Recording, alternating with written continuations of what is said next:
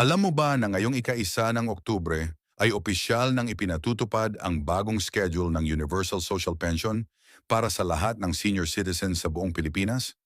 Oo, totoo ito. At kung hindi mo pa naririnig ang kumpletong detalye, baka may one ka at hindi mo agad makuha ang benepisyo na karapatan mong tanggapin. Marami na kasing kumakalat na balita. May tama, may mali. Kaya marami rin sa mga lolo at lola natin ang nalilito. Pero dito sa video na ito, sisiguraduhin kong malinaw ang lahat. Kailan ang eksaktong bayaran? Ano ang bagong sistema? At ano ang kailangan mong gawin para hindi maantala ang pensyon mo? Ang Universal Social Pension ay hindi lamang dagdag na tulong pinansyal. Ito ay simbolo ng pagkilala sa sakripisyo at kontribusyon ng bawat Pilipinong senior sa ating lipunan. Kaya ngayong taon, ipinapatupad ng Department of Social Welfare and Development, TSWD, at mga kaugnay na ahensya ang bagong schedule at mas malinaw na proseso para masigurong bawat kwalipikadong senior ay makakatanggap ng kanilang tulong sa tamang oras. Pero tandaan, may mga pagbabago. Hindi na pwedeng umaasa ka lang sa lumang schedule o sa sabi-sabi ng kapitbahay. Kailangang alam mo mismo ang opisyal na schedule at kung paano ito susundan. Maraming senior citizen ang nagtatanong, totoo bang may dagdag na halaga ngayong Oktubre? Ang sagot, may mga pagbabago sa coverage at may ilang grupo ng seniors na mas mapapabilang ngayon sa listahan ang makakatanggap. Pero mahalagang malinaw, hindi otomatiko ang lahat. Kailangan mong i-update ang iyong impormasyon. Siguraduhing naka-encode ka sa tamang listahan at sundin ang bagong proseso ng verification dahil kung hindi, posibleng ma-hold ang bayad mo kahit nasa schedule na ito. Kaya kung gusto mong siguradong nasa tamang track ka, huwag mong palampasin ang bawat detalye sa video na ito. Ipapaliwanag ko ng simple at diretso kung ano. Ang bagong schedule simula ika-1 ng Oktubre. Paano ka makakasiguro na kasama ka at ano ang mga hakbang na dapat mong gawin para hindi ka maiwan sa bayad na dapat ay nasa bulsa mo na? Huwag mong hayaan na masayang ang benepisyo na para sa'yo. Alamin natin ang buong katotohanan ngayon din. Ngayon simulan natin ang mas detalyadong usapan tungkol sa bagong schedule ng Universal Social Pension na ipinatutupad ngayong ika-1 ng Oktubre. Sa dami ng tanong ng mga senior citizens sa iba't ibang panig ng bansa, ang pinakaunang bagay na dapat linawin ay ito. Hindi lahat ng impormasyon na nakikita natin online ay tama. Marami ang nagpo-post ng sariling bisyo ng schedule. Minsan pa nga may mga kumakalat na tsismis na kesyo kanselado, raw ang bayad o kaya ay nadob na agad ang halaga. Ang totoo, mayroon ng inilabas na malinaw na pamantayan at petsa ang DSWD at mga kaugnay na ahensya at iyon ang dapat nating sundan. Ang bawat senior citizen ay may nakatakdang araw ng bayaran at depende ito sa inyong lugar, batch at kung paano kayo nakalista sa opisyal na talaan. Kaya napakahalaga na hindi lang basta sa Facebook ka umaasa ng impormasyon, kundi mismong sa opisyal na anyo gaya ng ibinabahagi natin ngayon. Kung iisipin, malaking bagay na ipinakilala ang bagong sistema ng pagbabayad kung dati ay sabay-sabay na halos lahat at nagiging dahilan ng matinding siksikan sa mga payout centers o remittance partners ngayon ay mas hinati na sa mas malinaw na schedule. Ang layunin nito ay hindi lang para maging maayos ang pila, kundi para rin masigurong matatanggap ng bawat senior ang kanilang bayad ng walang aberya. Ang ilan ay magtatanong, bakit kailangang baguhin kung gumagana naman ang dati? Simple lang ang sagot dahil dumadami ang bilang ng mga senior citizens na sakop ng Universal Social Pension. Habang lumalaki ang bilang, mas nagiging komplikado ang sistema.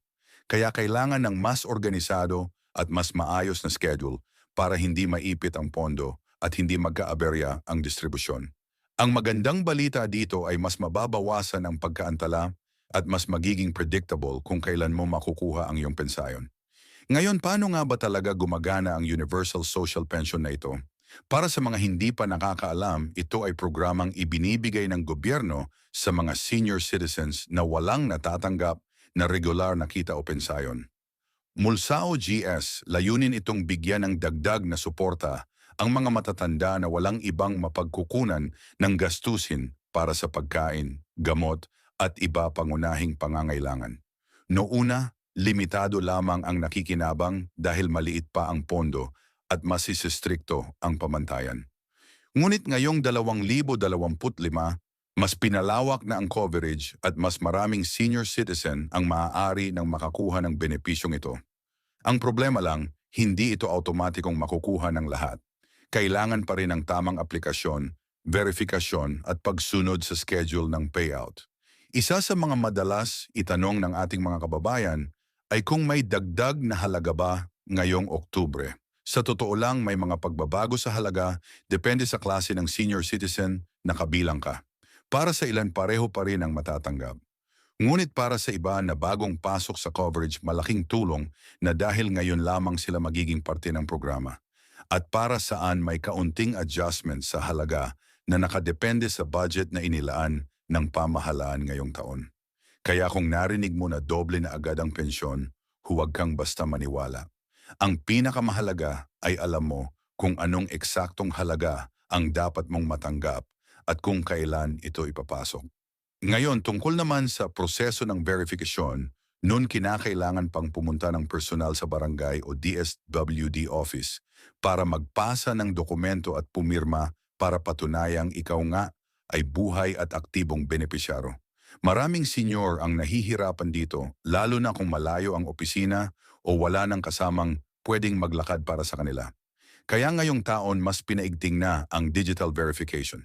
Ibig sabihin, pwede mo nang gawin ang proseso gamit ang cellphone o computer kung saan. I-upload mo lang ang iyong larawan, valid ID at minsan ay real-time video para makita ng system na ikaw mismo ang nag-i-apply or nagko-confirm. Para sa iba, nakakatakot ito dahil hindi sanay sa teknolohiya. Pero ang layunin talaga nito ay protektahan ka. Maraming kaso kasi, noon na may ibang taong kumukuha ng pensyon gamit ang pangalan ng senior at sa huli ang tunay na may-ari ang nadedehado. Kaya kung natatakot ka sa digital process, huwag kang mangamba dahil may mga itinalagang staff at barangay personnel na handang tumulong para ma-accomplish ang verification ng maayos. Isa. Ren, sa malaking pagbabago ngayong Oktubre ay ang transparency reports. Kung dati ay parang nakatago ang eksaktong datos kung ilang senior ang nakatanggap, gaano kalaki ang pondong nailabas at saan napunta ang budget, gayon ay obligado na ang mga ahensya na maglabas ng malinaw na ulat para ito sa kapakanan ng publiko. Para makita mismo na ang perang mula sa buwis ng taong bayan ay napupunta talaga sa mga senior citizens. At syempre malaking bagay ito dahil nagdudulot ng kumpiyansa at katiyakan na ang sistema ay hindi basta-basta naaabuso ng kung sino lang. Ngayon usapan natin ang pinakaimportanteng bahagi, ang mismong schedule ng bayaran simula ika-1 ng Oktubre. Maraming nag-aabang dito dahil kung hindi mo alam ang eksaktong petsa, maaring pumunta ka sa maling araw at masayang ang oras at pagod mo. Ayon sa bagong sistema, hinati na ang mga payout schedule depende sa rehiyon at sa batch ng benepisyaro. May ilang lalawigan na mas maaga ang bayaran habang may iba naman na nasa kalagitnaan o dulo ng buwan. Kaya dapat mong tandaan na hindi pare-pareho ang petsa para sa lahat. Ang sikreto dito ay alamin ang anunsyo ng DSWD at ng inyong lokal na pamahalaan dahil sila ang magbibigay ng eksaktong schedule para sa inyong lugar.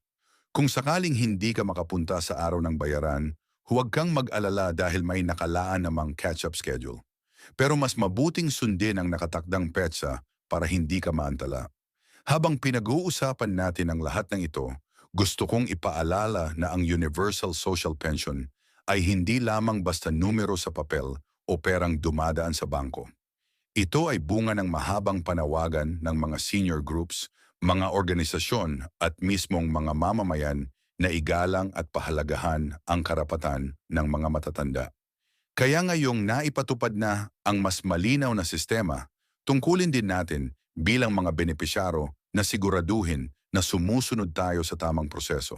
Ang ibig sabihin, huwag nating ipagwalang bahala ang mga requirement. Huwag magpapaloko sa maling impormasyon at higit sa lahat, huwag palalampasin ang nakatakdang petsa ng bayad. Marami ring nagtatanong kung pwede bang ipadala ang pensyon sa iba kung hindi makapunta ang senior. Ang sagot ay oo, ngunit kailangang may maayos na authorization at tamang dokumento. Kaya bago pa sumapit ang schedule ng bayaran, ihanda na ang lahat ng papeles at siguraduhing updated ang impormasyon sa inyong record. Tandaan, isang maliit na pagkakamali gaya ng mali.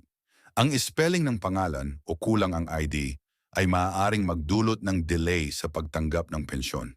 Kaya mas mabuting ihanda na ang lahat ng maaga.